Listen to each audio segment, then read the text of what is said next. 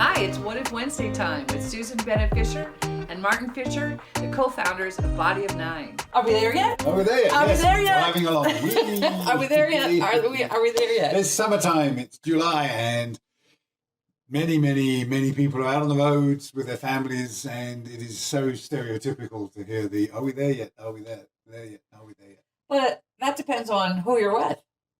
It does, and what that actually means depends a lot on who's with you. What we want to do today is spend some time looking at our preconceived notions about what your children are trying to say when they say, "Are we there yet?" Because if you were saying, "Are we there yet?" and probably you did when you were younger, you'd mean something potentially than your children. That's different. Yes. Yes. That's the word. Well, yes. Well, you left that. I did. Yes. We are fundamentally different when we don't share natural number. We take in information differently, our motivations, what we care about, what drives us, what our passions are grounded on are completely different. How we look after ourselves, how we expect others to look after us. And one of the fun parts of life is that some people expect other people to look after themselves or anticipate their needs because they anticipate theirs. And some don't care. Some are very happy and very self-contained, others not self-contained at all. And a lot of that depends on the age of the child, all the way up to the situation that the adult finds themselves in. Are they physically comfortable? Are they mentally engaged? Every part of everyone's life is completely different because in any family, the natural numbers don't repeat. So you and your children driving along in your car, every person in that car is having a different experience. And wants a different experience. And is creating a different experience.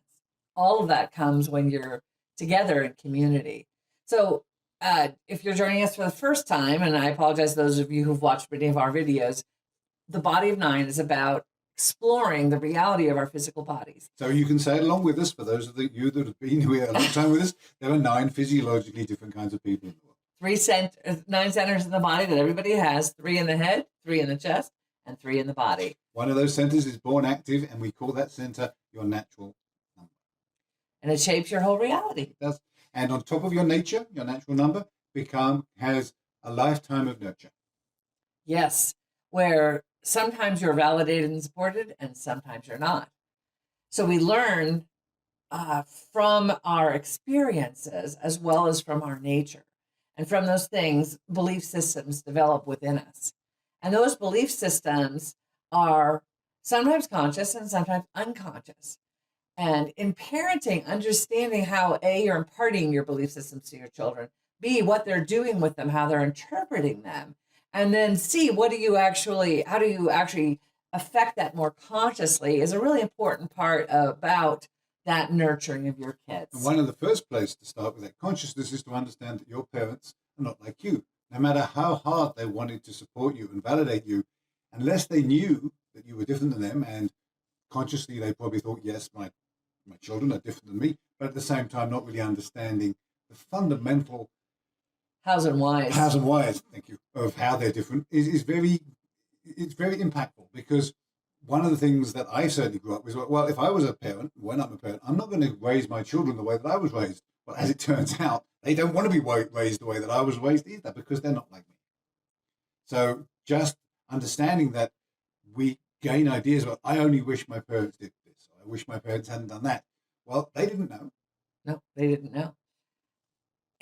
And that's why this is important to know. I mean, we've said that also in previous ones, but the idea here is through understanding your person, whether it's your loved one, your partner, your friend, your child, to understand their natural number, you can understand and see through their lens. How are they looking at the world?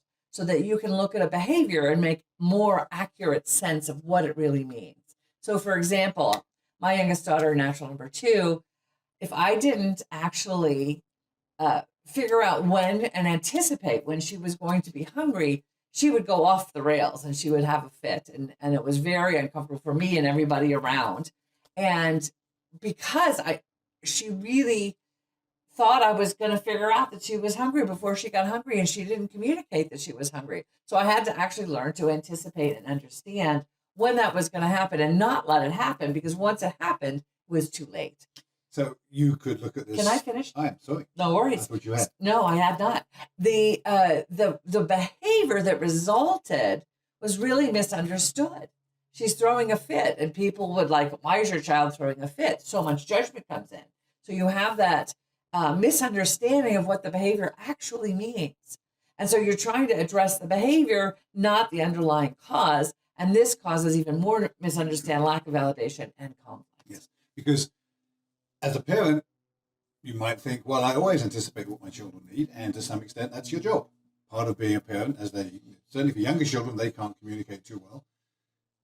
But it's a crapshoot. It's a crapshoot, unless you know what natural number your child is. And the wonderful thing about Body of Nine is that we can work with children from any age. They don't have to be able to build even conscious sentences to be able to identify what their natural number is, because your natural number is determined to a largest part by your body and how your body moves. So it is very, very easy, relatively easy, to be able to look at a baby and say, this is this baby's natural number, because they're moving from their head, or they're moving from their bottom, or they're moving from somewhere in their upper chest. So it's actually quite possible from very, very early age to know your children's natural number. And knowing their children's natural number, you can know what they're going to expect from you, and to some extent how they're going to respond in certain circumstances. One example would be that if your child has an even number, they're going to be much more bodily focused and bodily responsive than if they have an odd number. Yeah, so if you're on a road trip with a 2, 4, 6, or an 8, especially the 2, 6, and 8, you need to stop and let them run around pretty regularly. They need to do something with their body in order to get the yayas out when you're driving long distances. When this is true, whether you're young or old. Yes. I like to get out of the car and move around more frequently than Martin does, for example. The odd numbers, when you're in a car for a long period of time, can amuse themselves. To a large extent. And the best way, perhaps, or certainly as a suggestion, to prime a road trip for people with the odd numbers is to give them some tools. Okay, here's some games that you can play on your own that will keep you occupied while the rest of you are doing other things. And some may require, singing along with a group of people. Everyone in the family starts singing, or games that keep their mind occupied because they're going to be more mentally focused and occupied than feeling how their body feels. They're not going to feel the need to go to a bathroom quite as often, perhaps, or be as responsive to those things, or feel hungry. So it's not an easy way to put a whole bunch of different people into a small vehicle.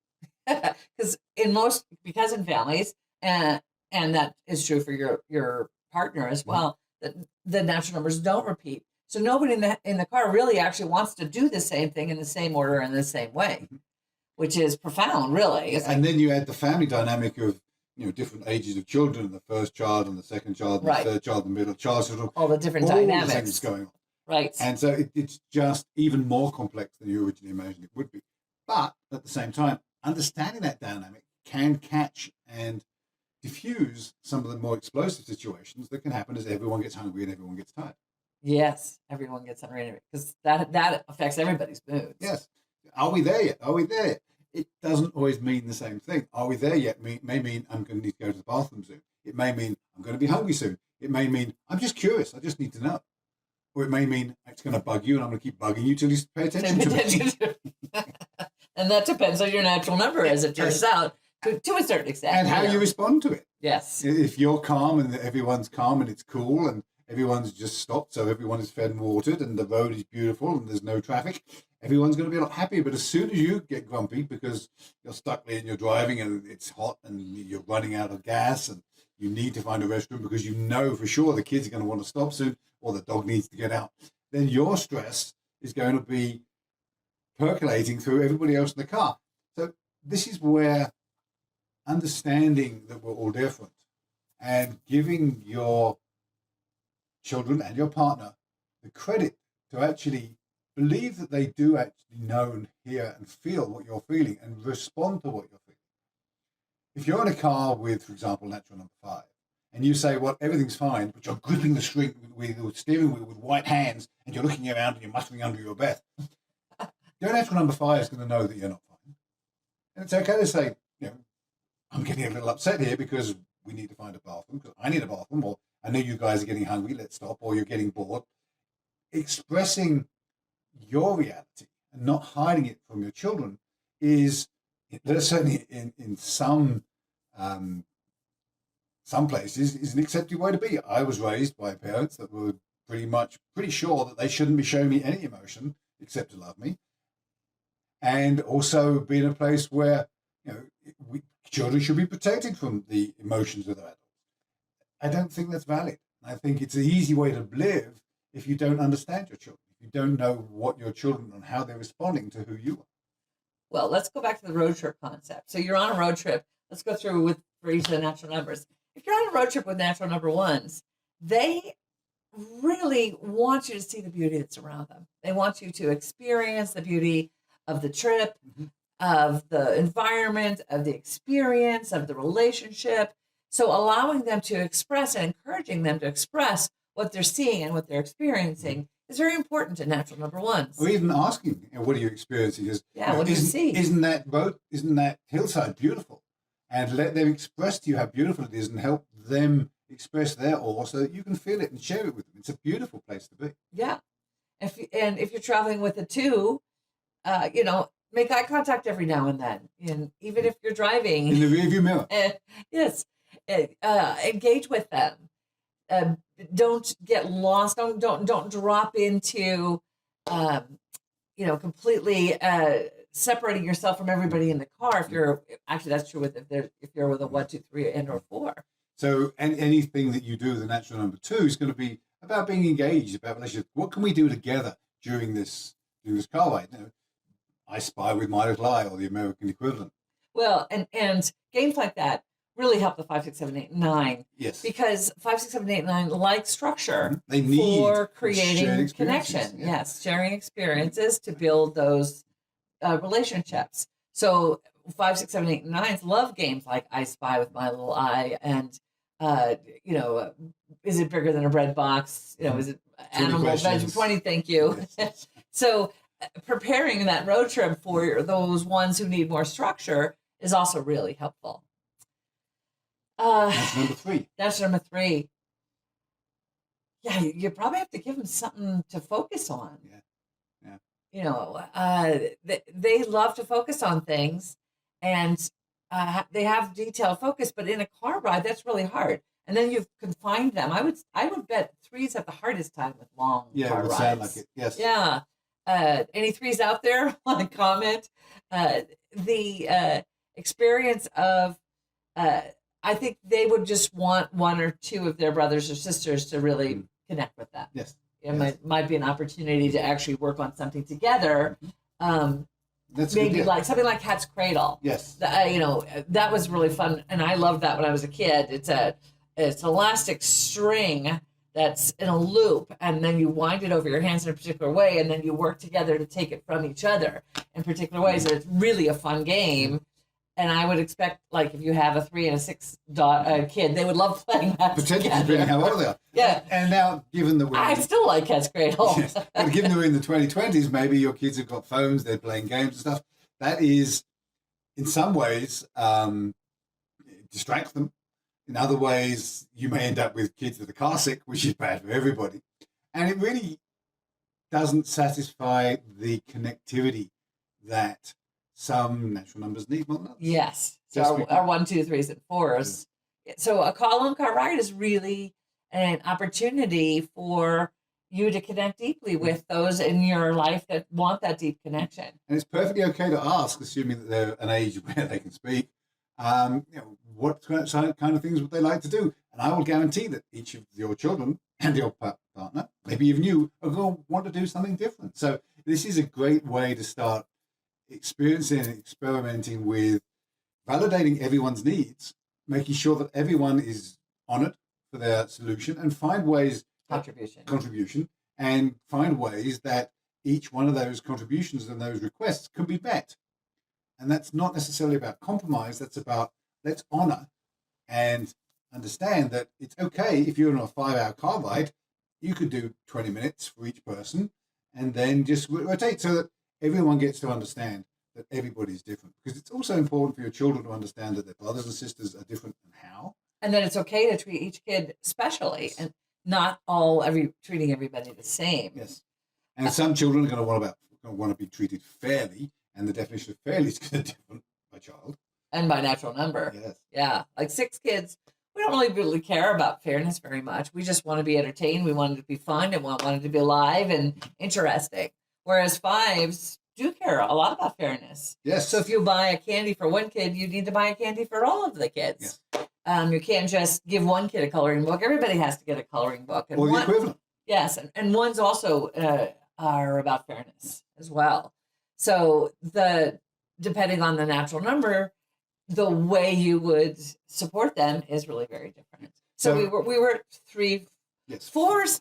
4's probably are great on car rides, I would guess. That's how my sister was. My younger sister's a 4, and she would be perfectly fine, and she rarely raised a ruckus. If anybody was going to get in trouble on a car ride, it was me, the 6. And she just kind of was really helpful to keep me calm. Mm-hmm. So if you have a 4 in the car, that's a good thing.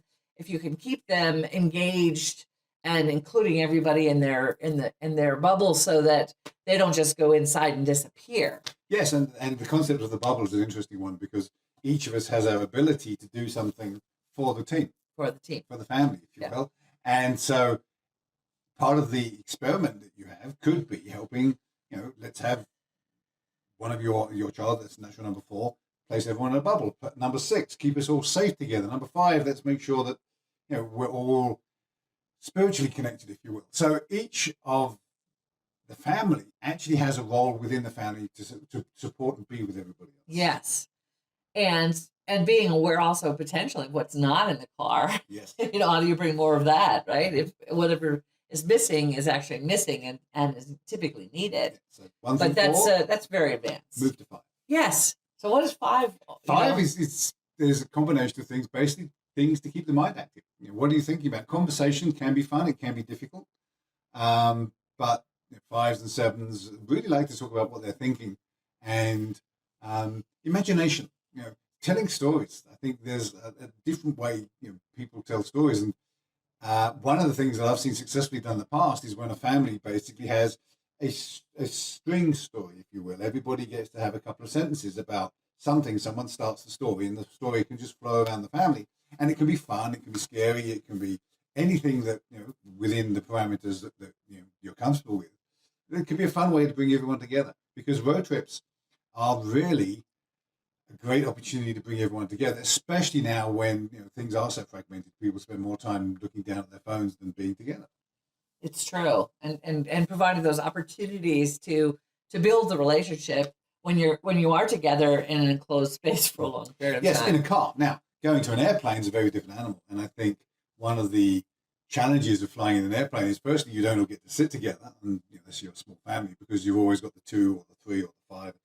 The seating in an airplane is not built to help families stay together. No, and then everybody around you wants you to keep your kids quiet, which is that kind of leads me to one of the points that I think is very important as part of this. Behavior doesn't necessarily mean what you think it means, and that is very important perspective to remember, especially when you're feeling a lot of pressure as a parent with your children on an airplane, for example.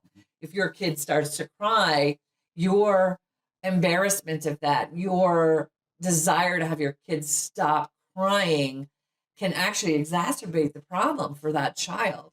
And so understanding what is going on for that kid is much more important than getting them to stop crying. Yes. And once you have validated their feelings, which is an important part of getting to what's causing the discomfort, and how do you get to that? Not just be quiet, shut up. That doesn't work. That's if you've ever been a parent, that doesn't work. And then if you spank them or something like that, that's even worse. Yeah, even if it's only verbally. So yes. Yes, that's true. You don't spank anymore. Well, yes, it's probably true. Much as we perhaps might like.